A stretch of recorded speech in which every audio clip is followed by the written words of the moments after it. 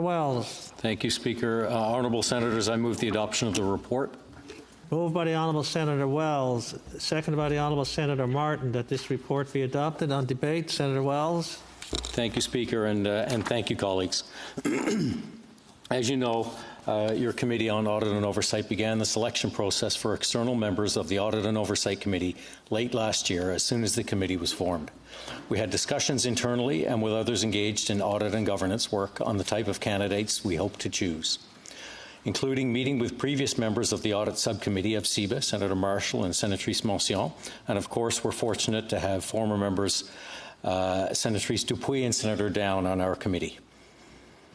You'll also recall I wrote to all senators to direct any interested individuals to make contact through a portal we established if they wanted to forward names of potential candidates.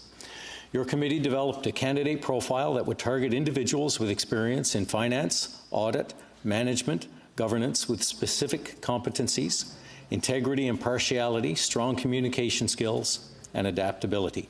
We also developed terms and conditions of appointment to help clarify our expectations of the roles, responsibilities, and duties for the external members. Colleagues, throughout this process, we worked closely on the process with the Law Clerk's Office, HR, Finance and Procurement, and of course our Committee Clerk, Shaila Anwar, and our expert analysts from the Library of Parliament. We engaged an independent executive recruitment firm through a competitive process so that our process would be fair, open and transparent. The executive recruitment firm was directed to take our candidate profile and target various professional associations and organizations with similar board-level positions. We directed them to ensure that the search be balanced so that we were presented with an inclusive group of potential candidates that will be representative of the diversity, geography and linguistic profile of Canada. The search for candidates was designed to be balanced with respect to gender, regional representation, minority groups, this included visible minorities, LGBTQ2+, disabilities and those with proficiency in both languages. Several, but not limited to that. Several organizations were considered in this process. This included, but was not limited to, the Aboriginal Financial Officers Association of BC, Aboriginal Professional Association of Canada, Association of Quebec Women in Finance, Association of Women in Finance, Canadian Board Diversity Council, CPA Canada, Fédération des Femmes du Québec, Institute of Corporate Directors, the Directors College, and Women's Executive Network. And again, colleagues, it was not limited to those groups. As a result of this rigorous search, over 200 profiles were reviewed, from which we narrowed the list to just over 20 senior-level, highly qualified individuals with the desired background and experience that aligned with the committee's stated qualifications, competencies, and attributes. Colleagues, the terms and conditions were developed to address the unique relationship with these external members that these external members will have to the Senate. They are not senators, and they are not employees. And this is meant to clarify the roles, responsibilities, the duties, and the obligations. The terms and conditions are appended to the report, but a few key points to highlight are that we chose to propose that the nominees serve during pleasure, that is, at the discretion of the Senate, and that we are recommending that they be appointed for a period of 4 and 5 years initially, with all following terms to be 5 years, to ensure that there is some continuity and stability in these two positions. Both proposed candidates are subject to the same ethics and conflict of interest requirements as senators are. After this extensive outreach and review, we held several interviews with top candidates this spring, and we have selected 2 exceptional people for the Senate's consideration.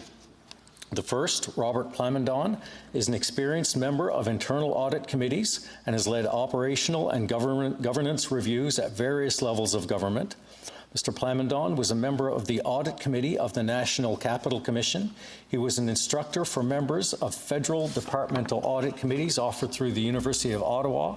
He's a member of the Ontario Internal Audit Committee, providing oversight on all provincial spending and government activities. And he is a member of the Finance and Audit Committee of OP Trust, providing oversight for over $23 billion in pension assets, serving over 100,000 unionized Ontario public servants.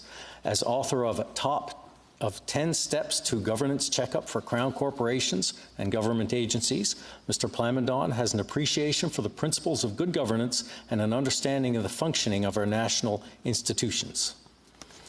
He is also recognized as a fellow among chartered professional accountants. Our second candidate, colleagues, Madame Hélène Fortin, brings decades of experience in public accounting to the committee, if appointed, including as a board member, auditor and lecturer. As member of CPA Quebec, Madame Fortin was a member of the Audit and Finance Committees at Hydro-Quebec. She was on the board of the Canadian Institute of Chartered Professional Accountants, and she has taught and lectured at the Quebec Order of Chartered Professional Accountants, and also lectured Audit Strategy and Accounting Theory and Advanced Financial Accounting at the University of Quebec in Montreal. Both of these candidates are members of the Institute of Corporate Directors and are fully bilingual. Colleagues, if these candidates are approved, we will be fortunate to have these eminent Canadians serve the Audit and Oversight Committee, the Senate, and of course, all Canadians. Senator Down, Senatrice Dupuy, and I were pleased and proud to be tasked to undertake this effort on behalf of the Senate. Colleagues, given this rigorous process and given the unanimous recommendation from senators on your committee, I ask that this report be adopted now, and if so, I would like to call question.